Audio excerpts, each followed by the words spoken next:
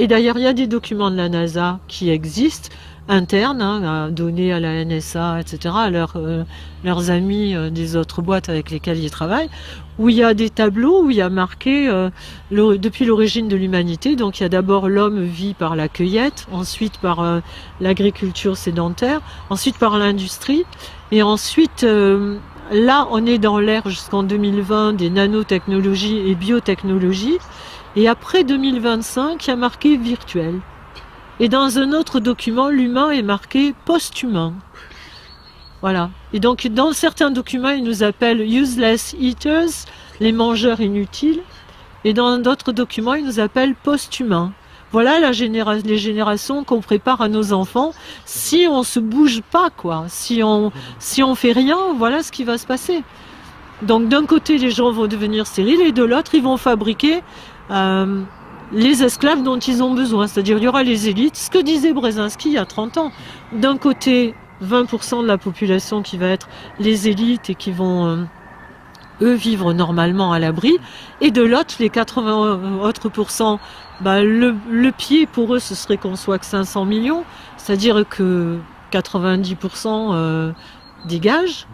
Et les autres, parce que esclaves ou pas esclaves, il faut les nourrir. Donc le mieux, encore le nec plus ultra pour eux, c'est qu'ils fabriquent juste les esclaves dont ils ont besoin et que voilà, les autres ne servent à rien. Et ces esclaves-là, la manipulation génétique va faire qu'ils vont fabriquer ceux dont ils ont besoin à chaque poste dont ils ont besoin. Mais je veux dire, ces gens-là ne seront plus des humains, effectivement. Parce que quand on va rester branché sur un magnéto ou sur un ordi pendant 18 heures par jour, qu'est-ce que les gens vont avoir comme empathie? D'ailleurs, ils sont très contents, ils le disent comme ça. Ils auront plus de problèmes de gens qui sont amoureux et qui déconnent au travail, etc. Là, ce sera vraiment des zombies. Et voilà ce qu'on nous prépare, quoi. Café matinal, yeah. Déjà les lunettes, vous savez ce que ça veut dire. Je vais encore parler une fois du livre de Claire Sévérac. Parce que là, j'ai pratiquement fini. Je vais le finir à peu près d'ici un an. Puis, c'est vraiment incroyable. Ça, c'est en 2015, c'était écrit. On se demande vraiment pourquoi elle a eu un cancer subi. Hein? Surtout que c'est expliqué comment provoquer des cancers subis. Subitement. Quand tu déranges subitement. Il parle même de Serge Monard, c'est comment est-ce que, plus en détail, comment est-ce que ça s'était passé. Ça, j'avais trouvé cette info-là. Là, je vais parler des 10 commandements du contrôle mental qui sont ici expliqués les uns après les autres. On les connaît pas mal tous, mais tu sais, les avoir 1, 2, 3, 4, 5 comme des commandements, c'est toujours bon. Là. Fait on va lire ça, et puis, on va se demander, est-ce que j'ai déjà vu cette technique appliquée quelque part? Moi, me semble que oui, mais genre, on sait pas. On commence. Le numéro 1, la stratégie de la diversion. Pour éviter que les gens ne s'intéressent aux problèmes importants, on détourne leur attention en les abreuvant d'informations insignifiantes du genre « le président a une maîtresse comme Clinton, c'est l'épisode, en tout cas, on commence pas là-dedans. Brad et Angelina vont divorcer. Le Parlement européen somme la France de se déclarer contre la fessée donnée aux enfants. Gardez l'attention du public distraite, loin des véritables problèmes sociaux, captivé par des sujets sans importance réelle. Gardez le public occupé, occupé, occupé, sans aucun temps pour penser. Le retour à la ferme avec les autres animaux. Peut-on lire dans le document Armes silencieuses pour guerre tranquille? C'est Panem et Circenses. Donnez-leur du pain et des jeux, de la romantique. Ça me semble que j'ai déjà vu ça. Alors, toutes les bonnes revues, journaux, postes de télévision, tout ça, j'espère que vous savez que c'est tenu par ces mêmes personnes-là, là, qui vous donnent du pain des jeux jour après jour, y compris Google, puis sur les plateformes où que nous sommes présentement, ça leur appartient tout. Hein. Ils ont tout. Alors, on y voit avec le numéro 2, la technique du problème, réaction, solution. La technique a été isolée par David Icke. Ça, c'est le monsieur reptilien, là, mais il a dit des choses quand même vraies. Puis ça, c'est 100% vrai. Dans son livre The Biggest Secret, les autorités créent un problème en désignant les personnes à blâmer, ce qui va susciter une réaction émotionnelle du public, très souvent la peur, afin qu'il soit lui-même demandeur des mesures qu'on souhaite lui faire accepter. Les autorités offrent alors les solutions. Les exemples sont multiples. Annoncer une pandémie qui se rapproche et tue tout sur son passage. Puis l'arrivée du vaccin qui va tous nous sauver. Laisser se développer la violence urbaine ou organiser des attentats sanglants. Afin que le public soit demandeur des lois sécuritaires au détriment de la liberté, ou encore créer une crise économique pour faire accepter comme un mal nécessaire le recul des droits sociaux et le démantèlement des services publics. C'est découvrir un charnier, assassiner un opposant pour déclencher une guerre, c'est l'incendie du Reichstag. Charlie, je suis Charlie, l'ordre par le chaos. C'est ainsi qu'il pourrait réussir à pucer une majorité de la population. Hein? Le moment voulu lors d'une énorme catastrophe climatique, nucléaire ou encore d'une pandémie, en échange de l'accès aux soins ou sous le prétexte de contrôler les déplacements des malades ou des terroristes en plein état de choc et d'épouvante. La majorité des gens se battraient, j'en ai bien peur, pour être pucés. Hein? Je pense qu'elle exagérait, là, n'est-ce pas? On est juste au numéro 2, on s'en va au numéro 3. La stratégie du dégradé. C'est la métaphore de la grenouille d'Olivier Clair. Si on plonge une grenouille dans de l'eau bouillante, elle va rassembler ses forces, bondir et s'arracher du chaudron. Si on la met dans de l'eau froide et que l'on réchauffe peu à peu, elle va d'abord trouver ça agréable, puis peut-être un peu trop chaud. Elle va supporter et s'habituer jusqu'à ce que ce soit intolérable. Mais là, elle sera trop épuisée pour trouver la force de s'en tirer. C'est ce que font les gouvernements, comme l'explique Sylvain Timsit, pour faire accepter une mesure inacceptable. Il suffit de l'appliquer progressivement, en dégradé, sur une durée de 10 ans. C'est comme cela que les conditions socio-économiques radicalement nouvelles, néolibéralisme, ont été imposées durant les années 80.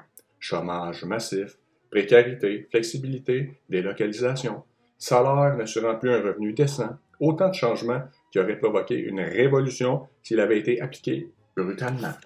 Comme la suppression de la démocratie, qui se fait sournoisement, mesure après mesure, depuis des années. De plus, on nous la vole, plus on réduit nos libertés, plus on nous vante la chance que l'on a de vivre protégé par les valeurs de la République. Pendant que les épandages nous rendent amnésiques. C'est quasiment poétique, ce passage-là. Hein? Des bonnes petites rimes, puis... Encore une fois, est-ce qu'on a déjà vu ça quelque part? C'est des plus tard, le défi 24 jours... Là, ça va être correct, on est rendu là, tu sais, c'est à l'horizon. L'horizon demeure toujours l'horizon. Hein. Ça va toujours, tu vas marcher, il va toujours avoir un horizon en avant de toi. Ça, c'est la technique. Là. On s'en va au numéro 4. La stratégie du différé. Mais je pense que c'est qu'est-ce que je viens d'expliquer là. Une autre façon de faire accepter une décision impopulaire est de présenter comme douloureuse mais nécessaire, en obtenant l'accord du public dans le présent pour une application dans le futur. Baisser les retraites et allonger la durée du travail, par exemple, ou l'augmentation du prix de l'essence, qui, nous dit-on, n'entrera en vigueur que dans 1 an, en janvier. Il est toujours plus facile d'accepter un sacrifice futur qu'un sacrifice immédiat, n'est-ce pas? D'abord, parce que l'effort n'est pas à fournir tout de suite. Le monde est pas mal paresseux, hein? Ensuite, parce que le public a toujours tendance à espérer naïvement que les choses s'arrangeront entre-temps et que le sacrifice demandé pourra être évité. Enfin, cela laisse le temps au public de s'habituer à l'idée du changement et de l'accepter avec résignation, le moment venu. Est-ce qu'on a déjà vu ça? Est-ce que c'est des comportements qu'on constate dans la vie de tous les jours? Tu sais, l'espoir que ça va changer, l'espoir que si on fait ça, il va se passer de quoi? Tu sais, ça a déjà été fait 1 million de fois depuis l'avènement de la démocratie, puis rien qui a changé, mais là, ce coup-là, ça va être le bon. Là, on s'en va au numéro 5. S'adresser au public comme à des enfants en bas âge. Ça, c'est une de mes préférées. La plupart des publicités destinées au grand public utilisent un discours, des arguments, des personnages et un ton particulièrement infantilisant, souvent proche du débilitant, comme si le spectateur était un enfant en bas âge ou un handicapé mental. Plus on essaie de nous manipuler, plus on nous parle comme à des gamins demeurés. Il y a une raison à cela en psychologie. Si on s'adresse à une personne comme si elle était âgée de 12 ans, alors en raison de la suggestibilité, elle aura probablement une réponse ou une réaction aussi dénuée de sens critique que celle d'une personne de 12 ans. Ça, c'est la télévision. Hein? La télévision, c'est que ça. Ça dressait comme des épées. Puis, en tout cas, je m'en ai dit un commentaire cynique, mais j'ai fini avec ça. J'essaie d'en finir. Numéro 6. Faire appel à l'émotionnel plutôt qu'à la réflexion. Celle-là, c'est un des plus importants que le monde. Écoutez ça. Là. Faire appel à l'émotionnel est une technique classique pour court-circuiter l'analyse rationnelle et donc le sens critique des individus. De plus, l'utilisation du registre émotionnel permet d'ouvrir la voie de l'inconscient pour y implanter des idées, des désirs, des peurs, des pulsions ou des comportements. Par exemple, le clip des campagnes du vaccin contre le papillomavirus qui montrait la mère abritant sa fille de la pluie en tenant une veste au-dessus de leur tête pendant que la voix off mentait en promettant la protection contre le cancer du col de l'utérus. L'attentat contre Charlie Hebdo, Je suis Charlie, je suis Amalega, où l'émotion a été immédiatement canalisée dans une marche et un slogan « Je suis Charlie », rassemblant plus d'1 million de personnes qui, pour la plupart, ne connaissaient pas Charlie. Et ce, avant que chacun puisse avoir la moindre pensée personnelle sur le sujet, où la Terre se réchauffe dangereusement du fait des seules activités humaines. Si nous ne faisons rien, nous allons creuser la tombe de nos enfants. Conclusion, il faut payer la taxe carbone. Ça, c'est probablement celle qui utilise le plus, l'émotion, toujours dans l'émotion. Là, le monde pogne les nerfs, puis aucune réflexion, aucun argument raisonnable. Car la raison, malheureusement, n'a plus la cote. Le monde ne veut plus savoir la vérité, ils veulent être confortés. Numéro 7, ça achève. Maintenez le public dans l'ignorance et la bêtise. Faire en sorte que le public soit incapable de comprendre les technologies et les méthodes utilisées pour son contrôle et son esclavage. Et là, elle exagère, son esclavage. Comment? Clair. Comme cela est prévu dans les armes silencieuses pour guerre sans bruit. La qualité d'éducation donnée aux classes inférieures doit être plus pauvre possible, de sorte que le fossé de l'ignorance qui isole les classes inférieures des classes supérieures soit et demeure incompréhensible des classes inférieures. Avec un tel handicap initial, même de brillants éléments des classes inférieures n'ont que peu d'espoir de s'extirper du statut qui leur a été assigné dans la vie. Cette forme d'esclavage est essentielle pour maintenir un certain niveau d'ordre social, de paix et de tranquillité pour les classes supérieures dirigeantes. N'est-ce pas? Ce n'est évidemment pas un hasard si l'éducation nationale périclite chaque jour davantage et si 80% des élèves des universités et des grandes écoles sont issus des classes moyennes et supérieures. C'est pour ça que les Bill Gates, le gars d'Apple, que j'oublie trop son nom, je suis content d'oublier, tu sais, leurs enfants, il n'y avait pas d'iPad chez eux, ils n'ont pas de télévision. Ben, ils en ont, mais ils limitent ça. Hein. Eux sont comme au courant de... C'est pas très bon pour un cerveau en formation, et ni pour un cerveau plus vieux, que ça le maintient dans un genre d'hypnose, puis de tournage en rond, puis de confortage mental. Là. Numéro 8. Encourager le public à se complaire dans la médiocrité. On a-tu déjà vu ça? Le prêt-à-penser de bas étage, l'explosion des émissions de télé-réalité au concept totalement imbécile, offrant des stars vulgaires et incultes comme modèles ou comme héros aux enfants et aux adultes. Puis, j'ajouterais que, tu sais, c'est pas stagé pendant toutes ces émissions-là. Il n'y a pas des présélections, il n'y a pas des acteurs ratés de classe Z qui sont infiltrés là-dedans afin de donner un bon show, hein, parce qu'il faut du drame. Plus que tu as de drama, plus que tu auras d'attirance. Comme, admettons, tu fais une vidéo là, sur YouTube, là, si tu parles d'adrénochrome ou de choses dramatiques dans même, là, le monde aime ça. Yes, en bas. Je veux voir ça. Y a-tu du sang? Mais si tu parles de la vérité, qui est toujours très simple, là, il n'y a personne au rendez-vous. Tu entends des criquets. C'est plate, ça. Je veux voir du sang. Numéro 9. Remplacer la révolte par la culpabilité. Faire croire à l'individu qu'il est seul responsable de son malheur à cause de l'insuffisance de son intelligence, de ses capacités ou de ses efforts. Ainsi, au lieu de se révolter contre le système économique, l'individu s'auto-dévalue et culpabilise, ce qui engendre un état dépressif dont l'un des effets est l'inhibition de l'action. Et sans action, pas de révolution. Et contre-révolution, j'aurais dit, Claire, mais ça, regarde. Vous êtes au chômage par manque de formation. Suivez un stage et tout ira mieux. C'est Emmanuel Macron et les illettrés de Garde Combien de messages d'indignation nous recevons, tous les lanceurs d'alerte, pour nous dire « Il faut changer les choses, faire ceci ou cela. » Faites-le. Parenthèse, parce qu'elle a dit lanceuse d'alerte, puis elle c'était vrai. À son époque, avant tout le monde, était là, puis lisait son livre. Elle mérite ce terme-là. On a inculqué aux gens leur impuissance et leur résignation, alors que chacun de nous doit faire ce qu'il croit être du juste. Ouais, ça c'est très vrai, là. C'est « It ain't over till it's over. » C'est pas fini, les bros. Ça, il faut jamais oublier ça. Hein? Mais il faut être conscient d'où est l'ennemi et quelle action appliquer pour le vaincre. Quand on sait que toutes les cartes en jeu, il reste juste une option spirituelle. Il y en a qui ne croient pas que ça fonctionne, mais moi, je peux vous dire que ça fonctionne. Ça a des résultats. Historiquement, ça a été prouvé. Des miracles, ça existe. Hein? Il faut que tu pries le bon Dieu. Le dernier, numéro 10, connaître les individus mieux qu'ils ne se connaissent eux-mêmes.